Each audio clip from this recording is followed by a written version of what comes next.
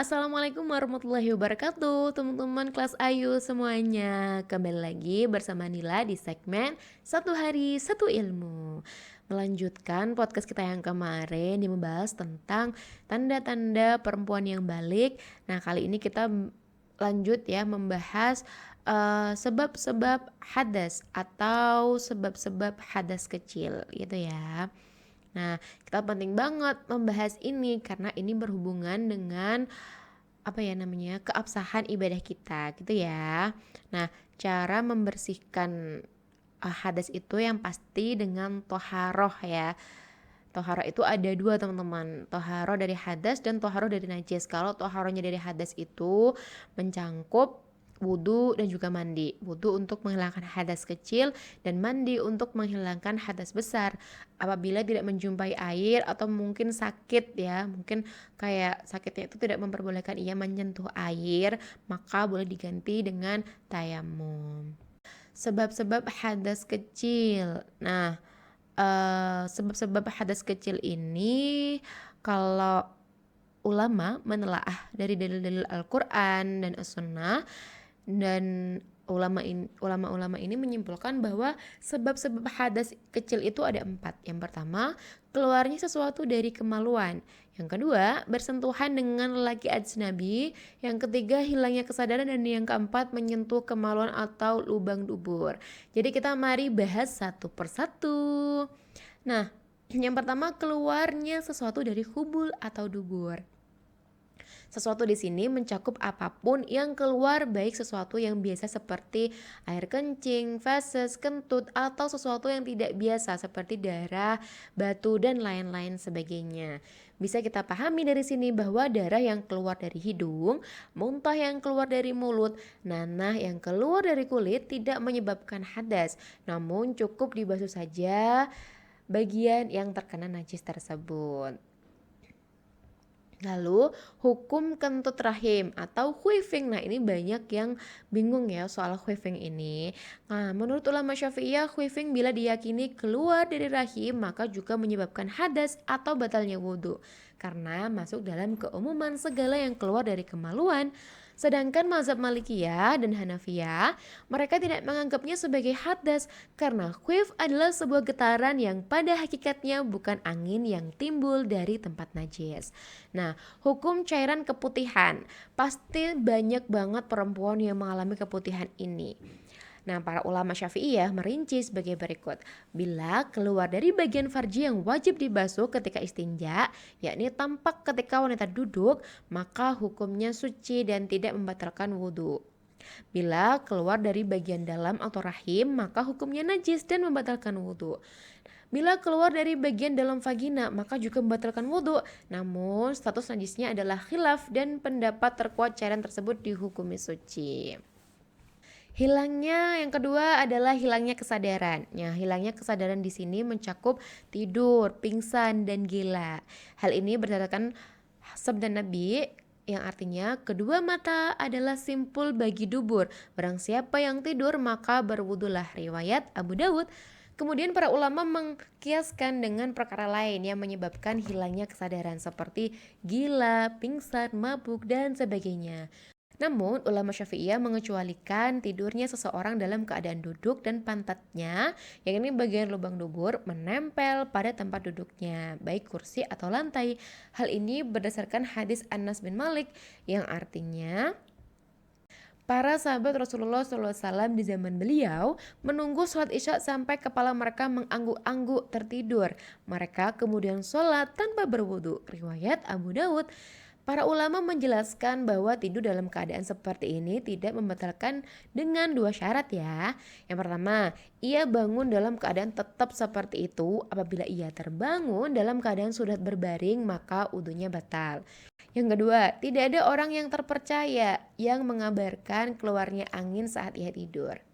Nah, mengantuk tidak membatalkan wudhu, dan tanda dari kantuk ialah seseorang masih bisa mendengarkan dan merasakan orang-orang di sekitarnya meskipun tidak memahaminya. Yang ketiga, bersentuhan kulit dengan suami atau lelaki dewasa yang bukan mahram. Ketahuilah ya teman-teman, wudhu seorang wanita itu batal sebatas bersentuhan kulit dengan suami atau lawan jenis yang bukan mahram, tanpa adanya penghalang semacam kain, baik ada syahwat ataupun tidak. Hal ini berdasarkan firman Allah di surat Al-Maidah yang artinya, dan jika kamu junub maka mandilah, dan jika kamu sakit atau dalam perjalanan atau kembali dari buang air atau menyentuh perempuan lalu kamu tidak memperoleh air, maka bertayamumlah. Para ulama Syafi'iyah menyebutkan bahwa menyentuh wanita membatalkan wudhu karena di sana ada kemungkinan besar timbulnya syahwat atau disebut dengan madinatul asyisyahwah. Sehingga mereka memberikan acuan batalnya wudhu sebagai berikut. Yang pertama, bersentuhan kulit. Sehingga bila suami menyentuh rambut dan kuku tidak membatalkan karena umumnya syahwat timbul pada interaksi kulit.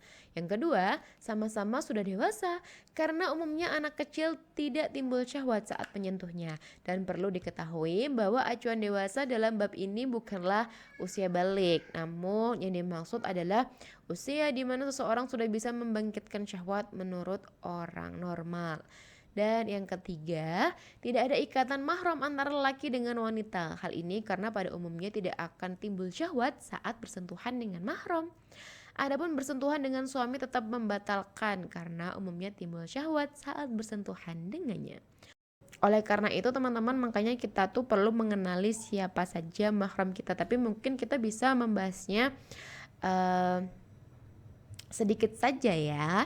Jadi untuk mahram ini adalah orang-orang yang haram untuk kita nikahi gitu ya. Yang pertama karena nasab. Kalau karena nasab itu seperti ayah, anak lelaki, saudara laki-laki, paman dari ayah, paman dari ibu, anak laki-laki, saudara anak laki-laki, saudara laki-laki, anak laki-laki, saudara laki-laki.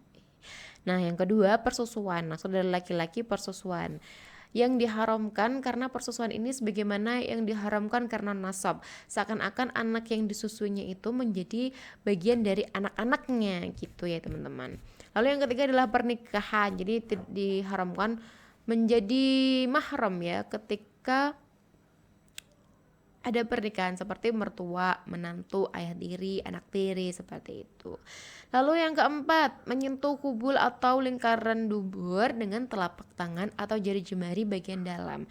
Dalil dari batalnya wudhu dengan perkara ini adalah hadis Abu Hurairah yang artinya jika salah seorang di antara kalian menyentuh farjinya dengan tangannya dan tidak ada penghalang atau tabir maka wajib atasnya wudhu. Riwayat Al-Hakim dan beliau mensahihkannya.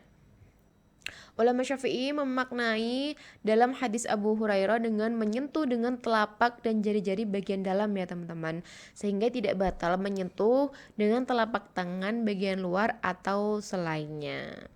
Terus farji pada hadis Abu Hurairah tadi menunjukkan batalnya wudhu dengan menyentuh lingkaran dubur karena dalam bahasa Arab farji mencangkup kemaluan depan dan belakang. Bagian yang batal yang disentuh dari kemaluan depan adalah pada laki itu seluruh batang zakar dan bagi perempuan adalah mulut vagina.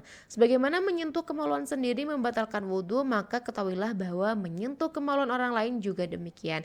Sehingga bila seorang ibu yang menyentuh kemaluan anaknya yang mencebokinya maka batal wudhunya kecuali jika memakai penghalang seperti kain. Menyentuh kemaluan selain manusia seperti kucing itu tidak membatalkan wudhu ya. Nah, perbedaan batalnya wudhu dengan bersentuhan dengan lawan jenis dan menyentuh kemaluan. Kalau bersentuhan dengan lawan jenis yang batal yang menyentuh, begitu pula yang disentuh. Sentuhan yang membatalkan adalah dengan seluruh bagian kulit tubuh. Diisyaratkan perbedaan jenis kelamin sehingga tidak batal lelaki menyentuh lelaki.